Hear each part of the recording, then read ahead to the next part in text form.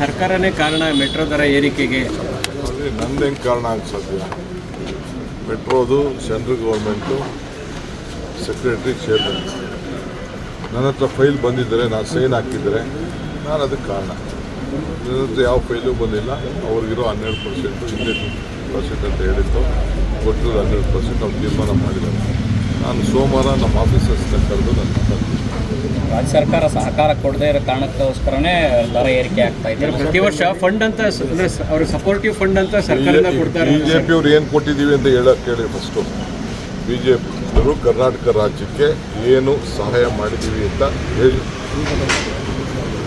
ಆಮೇಲೆ ಮಾತಾಡ್ತಾರೆ. ಸರ್, ತೇಜಸ್ವಿ ಸೂರ್ಯ ಅವರು ಒಂದು ಮಾತು ಹೇಳ್ತಾರೆ, ರಾಜ್ಯ ಸರ್ಕಾರದ ಅನುಮತಿ ಇಲ್ಲದೆ ಅದೇಗೆ ಇದು ಮಾಡ್ತಾರೆ. ಇನ್ನೂ ಅನುಭವ ಇಲ್ಲ, ಬರೀ ಟ್ವೀಟು, ಸ್ಟೇಟ್ಮೆಂಟು. ಒಂದು ದಿನ ಏನಾದ್ರು ರಾಜ್ಯಕ್ಕೆ ಏನಾದ್ರು ದುಡ್ಡು ತೊಗೊಂಡು ಬಂದಿರೋದು ಯಾವ್ದಾದ್ರು ಇದ್ದರೆ ಫಸ್ಟ್ ಮಾತಾಡ್ಬೇಕು.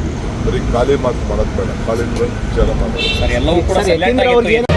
ಮತ್ತಷ್ಟು ಸುದ್ದಿಗಳಿಗಾಗಿ ನೋಡ್ತಾ ಇರಿ ಪಬ್ಲಿಕ್ ನ್ಯೂಸ್ 24x7. ಇದು ಸತ್ಯದ ಧ್ವನಿ.